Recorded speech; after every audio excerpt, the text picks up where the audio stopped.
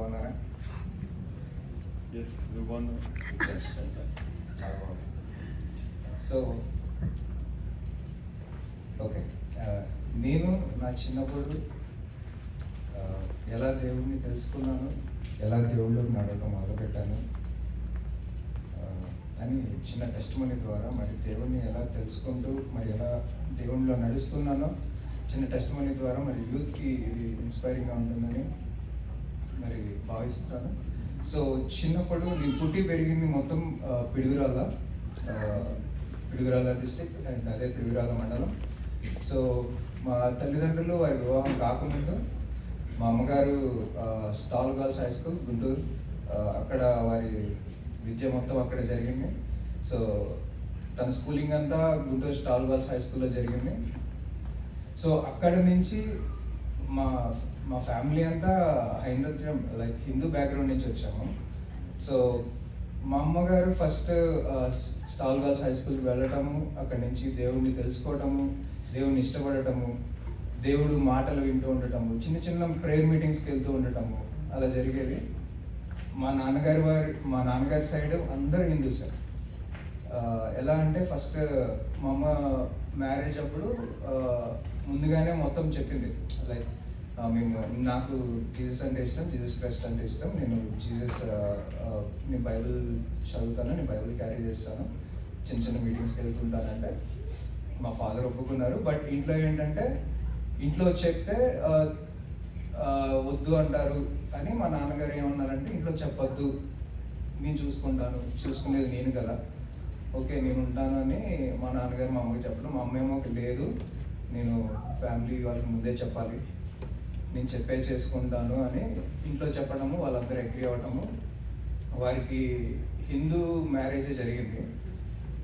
అలా వాళ్ళు మ్యారేజ్ అయిన తర్వాత పిడుగురాల్లో సెటిల్ అయ్యి అక్కడి నుంచి మమ్మీ డాడీకి జీసస్ గురించి చెప్పడము, ఇలా అని డాడీ కూడా ఆఫ్టర్ మ్యారేజ్ మమ్మీ బాప్తిజం తీసుకున్నారు అండ్ ఆఫ్టర్ మ్యారేజ్ డాడీకి చెప్పి డాడీ కూడా బాప్తిజం తీసుకున్నారు.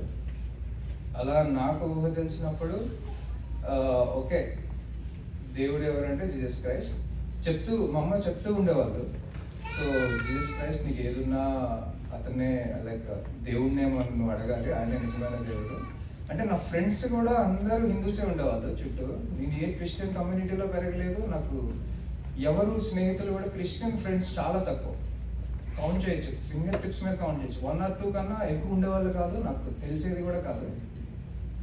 సో చుట్టూ అందరు హిందూసే ఉండేవాళ్ళు. కానీ మమ్మీ కంట్రోల్ అంటే లైక్ ఓకే నువ్వు ఫ్రెండ్స్ అందరూ ఏదైనా తెచ్చి ఇచ్చిన లైక్ ఐడల్కి వర్షిప్ చేసింది ఏదైనా ఫుడ్ ఆర్ ఏదైనా తెచ్చి ఇచ్చిన ఉత్తమా ఈ దేవుడికి వ్యతిరేకము, ఇది నువ్వు ఇలా తినకూడదు, ఇలాంటివి దేవుడికి నచ్చవు అని చెప్తూ అలా దేవుళ్ళు చిన్న చిన్నగా చెప్తూ ఉండేవాళ్ళు.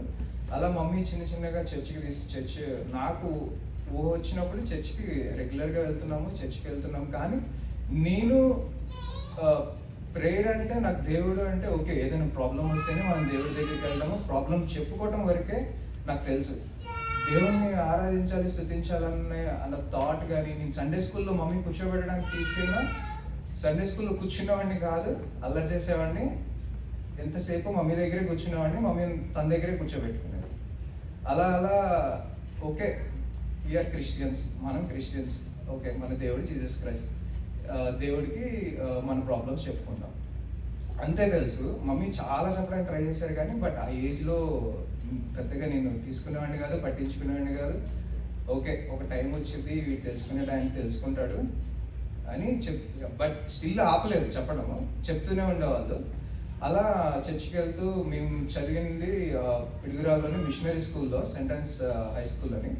ఆ స్కూల్లో జాయిన్ అవటము, అక్కడ సిస్టర్స్ నన్స్ మమ్మీకి పరిచయం అయినప్పుడు అమ్మ రండి ఇట్లా చర్చ్కి రండి ఎవ్రీ సండే అని చెప్పడము. సేమ్ స్కూల్లో కాబట్టి సేమ్ సిస్టర్స్ తెలుసు కాబట్టి ఓకే కొద్దిగా డెవలప్ అవుతుంది, వీడికి క్రిస్టియన్ కమ్యూనిటీ టైప్ అందరూ పరిచయం అవుతారు, బాగుంటుంది అన్నట్టు నన్ను మా చెల్లిని ఇద్దరిని తీసుకెళ్ళటము.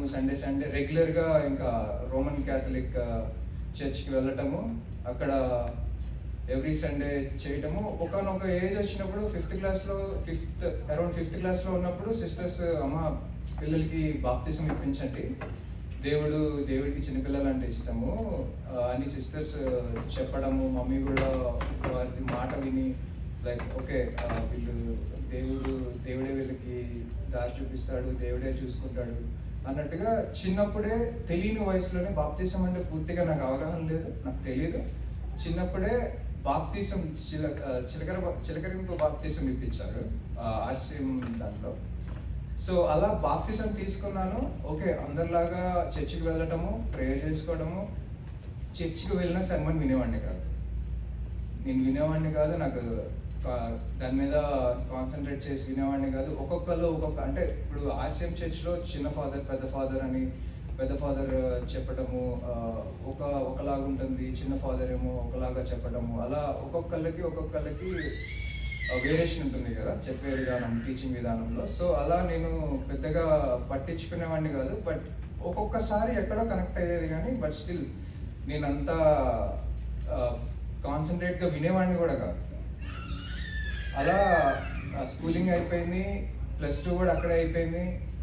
అండ్ యూజీ అండర్ గ్రాడ్యుయేట్ గుంటూరులో చదివాను. ఈ గుంటూరు మూవ్ అయ్యాను. నేను మా మేనమామ దగ్గర ఉంటూ యూజీ చేస్తుండేవాడిని. ఎప్పుడన్నా నాకు 1 డే హాలిడే దొరికినా నేను ఇంటికి వెళ్ళిపోతాను, నేను ఉండను. ఎందుకంటే ఇంటి దగ్గర అమ్మ నాన్న ఉంటారు, చెల్లి ఉంటుంది. ఒక 1 డేనా నాకు చాలు, నేను వాళ్ళతో ఉండొచ్చు, చర్చ్కి వెళ్ళచ్చు. సండే వాళ్ళతో ఉండి నేను మండే తిరిగి మళ్ళీ స్కూల్కి లైక్ యూజీ కాలేజ్కి వెళ్ళాలని చెప్పి సండే నైట్ కానీ మండే ఎర్లీ మార్నింగ్ కానీ నేను మళ్ళీ రిటర్న్ స్టార్ట్ అయ్యేవాడిని. అలా నా యూజీ అంతా అవుతున్న టైంలో సెకండ్ ఇయర్లోనే నేను తీసుకుంది 3 years కోర్స్, లైక్ బీటెక్ నేను చేయలేదు. నేను యూజీ 3 years కోర్స్ బ్యాచిలర్స్ చేశాను. అలా బ్యాచిలర్స్ చేయడానికి ఇంకొక రీజన్ ఏంటంటే 3 years కోర్స్ త్వరగా అయిపోతుంది, త్వరగా నువ్వు గ్రూప్స్కి ఆర్ఎల్స్ ఒక డిగ్రీ కావాలి గ్రూప్స్ రాయాలంటే, త్వరగా నువ్వు ఒక 3 years కోర్స్ అయితే త్వరగా డిగ్రీ వస్తుంది. అండ్ దట్టు నేను తీసుకుంది mathematics, statistics and computer science background. So అలా అది తీసుకోవటము, నేను 3 yearsలో ఓకే కోర్స్ అయిపోతుంది. ఇన్ కేస్ అది కాదు అంటే నేను మాస్టర్స్కి కంప్యూటర్ సైన్స్ చేయొచ్చు. 2 పెట్టుకొని నేను బ్యాచిలర్స్ ఫినిష్ అవుతున్న సెకండ్ ఇయర్లో ఉన్నప్పుడే నేను ఓకే గ్రూప్స్ రాద్దాం అనుకున్నాను. బట్ స్టిల్ ఎందుకో తెలియదు కానీ ఇంట్లో ఒక టాపిక్ వచ్చింది, గ్రూప్స్ వద్దు, నువ్వు లైక్ ఫారెన్ వెళ్ళొచ్చు, నువ్వు ఎంఎస్ చేయొచ్చు కదా, నీకు ఉంది కదా, ఇంట్రెస్ట్ ఉంది కదా, నువ్వు వెళ్ళొచ్చు కదా అంటే అప్పుడున్న సిచ్యువేషన్స్కి, అప్పుడున్న పొలిటికల్ ప్రెషర్కి మనం ఎంత చదివి టాప్ స్కోర్ తెచ్చినా ఎంతో కొంత అమౌంట్ పెడితే కానీ ఉద్యోగాలు వచ్చేవి కాదు. సో ఓకే మనం మాస్టర్స్ చేయడానికి యూఎస్ వెళ్దాము అని అనుకున్నప్పుడు మమ్మీ ఏమో యూకే వెళ్ళమని మమ్మీ యూకే వెళ్ళమంటే నేనేమో మమ్మీతో లేదు నేను యూఎస్ వెళ్తాను. ఎందుకంటే మమ్మీ యూఎస్ అంటే తను చేసుకున్న ఎంక్వైరీలో తను భయపడేది. అంటే గన్ కల్చర్ ఉంటుంది అక్కడ, తెలియదు, పీపుల్ డిఫరెంట్ పీపుల్స్ ఉంటారు, తెలియదు, దే కెన్ హార్మ్ అన్నట్టు, ఈజీగా ఏదైనా జరగచ్చు అన్నట్టు భయపడుతూ యూకే వెళ్ళొచ్చు కదా అని అంటే లేదు నేను యూఎస్ వెళ్తానంటే ఫైనల్గా యూఎస్ వెళ్ళడానికి ఒప్పుకున్నారు. ఒప్పుకున్న తర్వాత ఒకటి ఏం చెప్పారు అంటే నువ్వు ఇప్పుడు బాప్తిజం తీసుకోవాలి అంటే, మమ్మీకి ఆ టైంలో సిస్టర్స్ చెప్పింది విని ఓకే అని తనకు అప్పుడు అనిపించినప్పుడు తను ఆర్సిఎంలో బాప్తిజం ఇప్పించారు. తర్వాత ఏంటి అంటే చిన్నగా మమ్మీ కూడా తెలుసుకుంటూ ఓకే బాప్తిజం, నీటి బాప్తిజం ఇవ్వాలి, నీటి బాప్తిజం ఇప్పించాలి అని చెప్పి నీటి బాప్తిజం నువ్వు తీసుకోవాలి, నీకు ఇంకా మేము చూసుకోవడానికి మేము కూడా ఉండము, ఏది ఉన్నా కానీ నీకు ఏ సమస్య ఉన్నా కానీ ప్రతి చిన్నది నువ్వు దేవుడిని అడగాలి, నువ్వు దేవుడి దగ్గర ప్రార్థించాలి, ప్రతిదీ నువ్వు ఆయన్నే అడగాలి, ఇంకా నీకు ఆయనే దిక్కు అన్నట్టు. లైక్ నీకు దేవుడు తండ్రి అయినా తల్లి అయినా మొత్తం ఆయనే, మేము ఉన్నాం కాబట్టి మా బాధ్యత ఇప్పుడంతా దేవుడే ఇంకా నిన్ను కాపాడే లైక్ చక్కగా చూసుకోవడానికి ఇంకా ఆయనే మొత్తం నీకు అన్నట్టు చెప్పి నువ్వు బాప్తిజం తీసుకో అంటే నాకు భయం. అప్పుడు తెలుసు బాప్తిజం అంటే ఏంటి, బాప్తిజం తీసుకుంటే ఎలా ఉండాలి అనేది. అంటే తప్పులు చేయకూడదు, ఏ చిన్న మిస్టేక్ అయినా దేవునికి కోపం వస్తుంది. అంటే చేయకూడదు అని తెలిసి ఓకే నేను తీసుకొని ఇప్పుడు మనం పొరపాటున కోపం వచ్చినా నోటమ్మటి బ్యాడ్ వర్డ్స్ వస్తాయి. సో నేను పొరపాటున బ్యాడ్ వర్డ్ మాట్లాడినా దేవుడికి కోపం వస్తుంది. నేను తొందరపడి నేను తీసుకుని నాకు కొద్దిగా టైం నేను తీసుకుంటానంటే మమ్మీ టైం ఇచ్చారు, ఆలోచించుకో అన్నారు, అన్నీ చేశారు. నేను యుఎస్ వీసా స్టాంపింగ్కి నేను బాగా ప్రేయర్ చేసుకున్నాను. దేవా నాకు ఇష్టంగా ఉంది, వెళ్ళాలని, సెటిల్ అవ్వాలని ఉంది, అంటే అందరికన్నా త్వరగా సెటిల్ అవ్వాలని ఉంది. సో దేవుడు నాకు మాస్టర్స్ చేయాలని కోరిక, మాస్టర్స్కి యూఎస్ వెళ్ళాలి, యూఎస్ వెళ్ళి మంచి జాబ్ చేయాలి, నేను సెటిల్ అవ్వాలి, ఇంట్లో పేరెంట్స్ని బాగా చేసుకోవాలి, అదే మోటోతో ఉన్నాను. అలానే యుఎస్ స్టాంపింగ్కి బాగా ప్రేయర్ చేసుకున్నాను. చెన్నై వెళ్ళాను.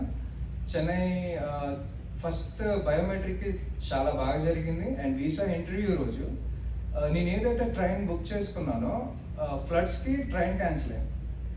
చెన్నై వెళ్ళాలి, రేపు మార్నింగ్ ఇంటర్వ్యూ. ఆ రోజు నైట్ నేను మా బ్రదర్ కార్ తీసుకొని కార్లో చెన్నై వెళ్ళాము. చెన్నై ట్రావెల్ అయ్యి చెన్నై బయోమెట్రిక్స్ అయిపోగానే, చెన్నైలో ఈ వీసా ఇంటర్వ్యూ అయిపోగానే వెంటనే బయట చర్చ్కి వెళ్ళి ప్రేయర్ చేసుకుని, ఇచ్చినందుకు వందనాలు, నీకు కృతజ్ఞతలు తండ్రి, నువ్వు ఇచ్చినందుకే వందనాలని కృతజ్ఞతలు చెప్పుకొని మళ్ళీ అక్కడి నుంచి నేను ఇంటికి వచ్చి అక్కడ మళ్ళీ ఎప్పుడైతే మమ్మీ బాప్తీసం తీసుకోని అన్నదో ఓకే ఐఎమ్ రెడీ అన్నప్పుడు మా చెల్లి రెడీగా ఉంది. మా చెల్లి బాప్తీసం అంటే ఏంటి తనంతా నాకన్నా చాలా బాగా అర్థం చేసుకునే కెపాసిటీ ఉంది. తను చెప్పింది విని ఓకే నేను తీసుకుంటాను, నేను రెడీ ఉన్నాను అని చెప్పి తను బాప్తీసం తీసుకోవడము. నేను ఇద్దరం కలిసి December 17th, 2021 బాప్తీసం తీసుకున్నాము. విజయవాడలోనే తీసుకున్నాము. అక్కడి నుంచి కరెక్ట్గా మాకు బాప్తీసం తీసుకొని పాస్టర్ ఎప్పుడైతే మనల్ని వాటర్లో ముంచి పైకి లేపుతారో, లేపినప్పుడు నాకు తెలియని ఒక డిఫరెంట్ ఫీల్ ఉంది. అది ఏంటో నాకు తెలియదు. బయటికి రాగానే ఒకలాంటి డిఫరెంట్ ఫీల్తో నాకు షివర్ అవుతూ ఏడుపు వస్తూ ఉంది. నాకు ఏంటో అర్థం కాలేదు. ఓకే అయిపోయింది. కరెక్ట్గా మాకు 4 days ఉంది. 21st నా ఫ్లైట్. మళ్ళీ ఆ 4 days ప్యాక్ చేసుకొని మళ్ళీ అన్నీ రెడీ చేసుకొని యుఎస్ వెళ్ళే ముందు ప్రేయర్ చేసుకొని అందరినీ చుట్టాలందరినీ కలిసేసి ఓకే యుఎస్ ఫ్లైట్ ఎక్కాను, దిగాను. ఎక్కడికి వెళ్ళాలో తెలియదు, ఎక్కడ ఉండాలో తెలియదు, అకామిడేషన్ లేదు. అలా ఫ్లైట్ నేను దిగగానే మా కజిన్ వాళ్ళ ఫ్రెండ్ అక్కడ ఉన్నారు. సో అతని టెంపరీ అకామిడేషన్ అని చెప్పారు. నేను అకామిడేషన్కి వెళ్ళటము, అక్కడ ఉండటము, దేవునికి అక్కడికి వెళ్ళగానే ప్రేయర్ చేసుకున్నాను. టెంపరీ అకామిడేషన్ దొరికింది, నాకు పర్మనెంట్ అకామిడేషన్ కావాలి. నేను ఇక్కడ నుంచి అంటే ఈ ప్లేస్ నాకు నచ్చింది, నేను ఇక్కడ ఉంటానయ్యా అని ప్రేయర్ చేసుకుంటే అదే ప్లేస్లో పర్మనెంట్ అకామిడేషన్ వచ్చింది. నేను అక్కడే ఉన్నాను. నా ఆలోచన ఏంటి అంటే, నేను యుఎస్ వచ్చిన దగ్గర నుంచి ఫస్ట్ సెమిస్టర్ ఫీజుతో ఎంటర్ అయ్యాను. ఒకటే అడిగాను, నేను ఇంటి నుంచి 1 రూపీ కూడా నా పేరెంట్స్ బర్డెన్ అవ్వకూడదు నా మీద. నేను ఇంటి నుంచి 1 రూపీ కూడా నేను అడగకూడదు. అడగకుండా నువ్వు హెల్ప్ చేయి నాకు. నేను బర్డెన్ అవ్వాలని నేను అనుకోవట్లేదు మా పేరెంట్స్కి. ఇంట్లో సిచ్యువేషన్స్ తెలుసు కాబట్టి నేను పేరెంట్స్ నేను 1 రూపీ కూడా అడగడానికి నేను రెడీగా లేనని చెప్పి ఫస్ట్ సెమిస్టర్ ఫీజుతో వచ్చాను. ఫస్ట్ సెమిస్టర్ ఫీజు పే చేశాను. అక్కడి నుంచి నేను వచ్చిన 3rd day అంటే అక్కడ ఉన్న రూమ్లో ఉన్న వాళ్ళ ద్వారానే నాకు ఒక వర్క్ దొరికింది. అలా వర్క్ వెళ్ళాను. అక్కడికి వర్క్ వెళ్ళటము, అలా 3 months స్నోలో 2 miles రన్ చేసుకుంటా, పరిగెత్తుకుంటా, ట్రైన్ మిస్ అయితే మళ్ళీ రేపు పొద్దున్న వర్క్ అయిపోయాగానే ట్రైన్ ఉండేది, లాస్ట్ ట్రైన్ మిస్ అయితే నేను మళ్ళీ రేపు మార్నింగ్ వెళ్ళాలి. అక్కడ ట్రాన్స్పోర్టేషన్ కూడా చాలా ఇబ్బంది ఉండేది. సో అలా వెళ్ళటము ఒకటే ప్రేయర్ చేసుకున్నా, దేవా నాకు కార్ కావాలి, కారు సహాయం చేయండి. తెలియకుండానే ద్వారాలు ఎలా తెరిచారంటే ఓకే నా దగ్గర కార్ చూడడానికి వెళ్ళినప్పుడు $1 లేదు. నాతో మా మేనేజర్ ఉన్నాడు, స్టోర్ మేనేజర్. వచ్చి కార్ ఓనర్ ఏమన్నారంటే, నేను కారు హోల్డ్ చేయాలి అంటే అట్లీస్ట్ సమ్ డిపాజిట్ నాకు ఇవ్వండి అంటే, నా దగ్గర మనీ లేవు, నేను ఇవ్వడానికి $1 లేదు. నేను రేపు ఇస్తాను, రేపు వచ్చి నేను మొత్తం పే చేస్తాను అంటే వినట్లేదు. లేదంటే మేము ఇలా no we can't hold this car అని చెప్పారు. సో ఆయన వెంటనే మేనేజర్కి ఏం తలంపు వచ్చిందో నాకు తెలియదు, కానీ వెంటనే కార్లోకి వెళ్ళి చెక్ బుక్ తీసుకొచ్చి చెక్ రాసి ఈ అబ్బాయి రేపు వస్తాడు, నీకు మనీ అంతా ఇచ్చేసి కార్ తీసుకెళ్తారు అని అనగానే, ఆయనకి నాకు అంత రిలేషన్షిప్ లేదు. ఆయన పాకిస్తాన్ అతను. సో అలా పాకిస్తాన్ అతను అలా అతనికి ప్రేరేపణ లైక్ గాడ్ ఎలా నడిపించాడు అంటే, ఇతను రేపు వస్తాడు తీసుకెళ్తాడు అని చెప్పి చెప్పడము, నేను అలా కార్ తీసుకోవడము, నా మాస్టర్స్ అయిపోయే టైంలో నేను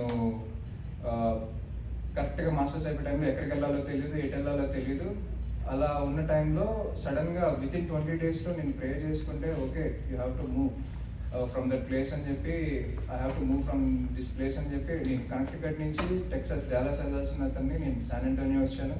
శాన్ అంటోనియో వచ్చాక ఫస్ట్ 2 weeks నేను ఇక్కడ సెయింట్ బ్రిడ్జెస్ చర్చ్ అని ఒకటి ఉండేది, సెయింట్ బ్రిడ్జెస్ చర్చ్కి వెళ్ళేవాడిని. అలా కన్సల్టెన్సీలో ఉన్నప్పుడు ఆనందన్న బైబిల్ చూసి, అన్న మీరు చర్చ్కి వెళ్తారా అని అడిగితే, యా నేను వెళ్తాను, రేపు నెక్స్ట్ వీక్ తీసుకెళ్తాను తమ్ముడు అని చెప్పి తీసుకురావటము, అలా హోప్స్ చర్చ్కి రావటము, బైబిల్ బేసిక్ చర్చ్కి రావటము. నాకు క్రిస్టియానిటీలో డినామినేషన్స్ ఉంటాయన్న ఐడియా కూడా నాకు లేదు, మిషనరీ ఎలా ఉంటుందో నాకు తెలియదు. చర్చ్ అంటే జస్ట్ వెళ్ళటం ప్రేయర్ చేసుకోవడం అని తెలుసు, కానీ బ్యాక్గ్రౌండ్లో ఏం జరుగుద్దో తెలియదు, మిషనరీలు ఎలా వాడబడతామో నాకు తెలియదు. అలాంటిది చర్చ్కి వచ్చాక ఆంటీ అంకుల్ పుష్ చేయడము, నువ్వు చేయగలవు, ఇది చెయ్యి అది చెయ్యి అంటాము, నా ఫ్రెండ్స్ చెప్పడము, చెయ్యి ఇలా ఉండు, ఇలా ఉంటే సేవ చేయాలంటే ఇది ఒకటే కాదు, నువ్వు చర్చ్లో కూడా చేయొచ్చు అని చెప్పడము. అలా నేను చిన్నగా ఓకే ఇలా ఉంటే కష్టం అని దేవుడు నన్ను ఎలా నడిపించారు అంటే, తెలియకుండానే నేను చాలా చేంజెస్ నాలో నేను నోటీస్ చేసుకున్నాను. దేవుడు నన్ను చాలా అతని సేవకి ఎలా వాడుకుంటున్నారంటే, నేను తెలియదు కానీ నేను చెప్పలేను, కానీ బట్ స్టిల్ ఏంటంటే నాకు ఎంతసేపు ఓకే చేయాలి, ఇది చేయాలి, అది చేయాలి, ఇది చేసేయాలి అని ఉంటుంది. బట్ మరి అలా వాడబడుతున్నాను. మరి దేవుడి చిత్తం అయితే మరి ఇంకా ఎక్కువగా మరి దేవుడి సేవలో వాడబడేటప్పుడు మరి దేవుడు సహాయం చేయాలని, మరి ఈ చిన్న టెస్టిమనీని దేవుడు దీవించింది కాదు.